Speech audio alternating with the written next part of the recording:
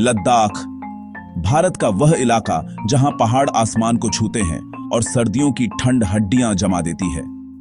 लेकिन यहां रहने वाले लोगों के सामने असली चुनौती ठंड नहीं है, बल्कि पानी है।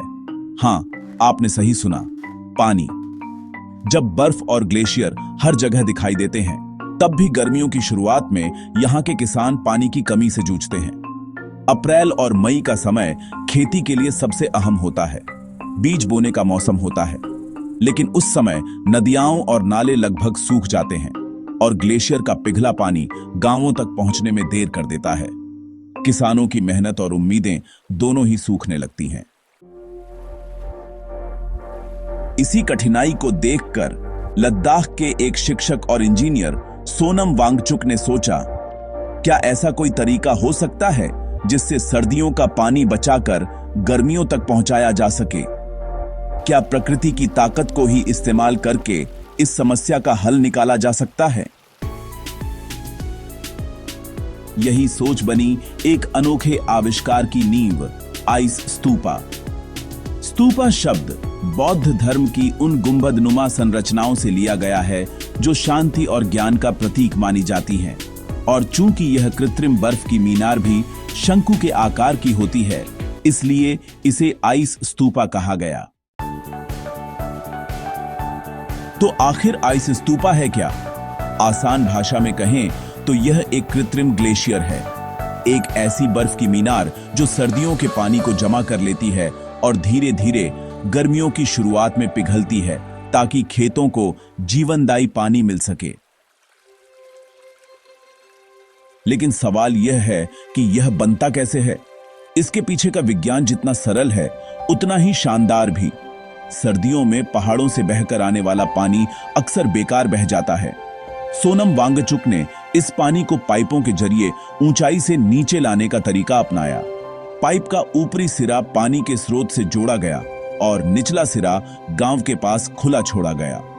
गुरुत्वाकर्षण के कारण जब पानी पाइप से बाहर आता है तो फव्वारे जैसा दिखाई देता है। बाहर की कड़कड़ाती ठंड में यह पानी तुरंत जम जाता है।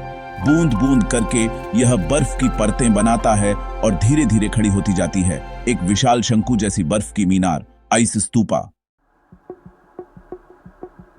इसका आकार ही इसकी सबसे बड़ी ताकत है। सामान्य बर्फ अगर जमीन पर फैली हो तो जल्दी पिघल जाती है, लेकिन शंकु के आकार की वजह से आइस स्तूपा की सतह कम होती है और ऊंचाई ज्यादा।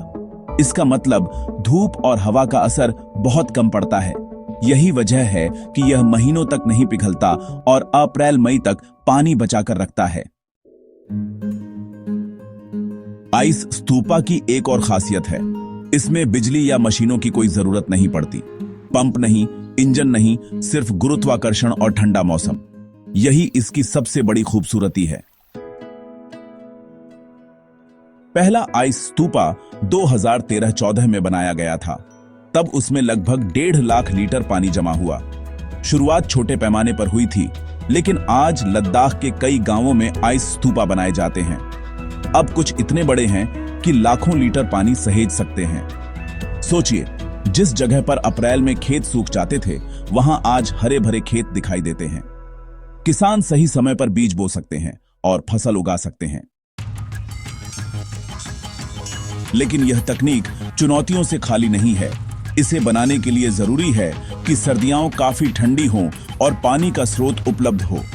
गर्म इलाकों में या जहां पानी की मात्रा कम है, वहां यह उतना कारगर नहीं हो सकता। फिर भी जिन इलाकों में लंबी और कड़ाके की ठंड पड़ती है, वहां यह तकनीक जीवन बदल सकती है। आइस स्तूपा का असर सिर्फ पानी तक सीमित नहीं है, यह युवाओं को विज्ञान और प्रकृति के साथ काम करने की प्रेरणा भी देता है। लद्दाख में इसे देखने दूर दूर से लोग आते हैं। कई देशों ने इस विचार में रुचि दिखाई है और इसे अपने यहां भी अपनाने की कोशिश कर रहे हैं। सोनम वांगचुक के इस आविष्कार ने उन्हें अंतर्राष्ट्रीय स्तर पर पहचान दिलाई। उन्होंने साबित किया कि कोई भी समस्या चाहे कितनी भी बड़ी क्यों ना हो, उसका हल निकल सकता है अगर हम प्रकृति को समझें और उससे सहयोग करें।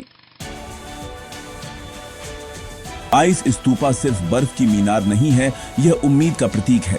यह दिखाता है कि इंसान अगर सही दिशा में सोचे तो रेगिस्तान में भी पानी बह सकता है और जीवन हरा भरा हो सकता है।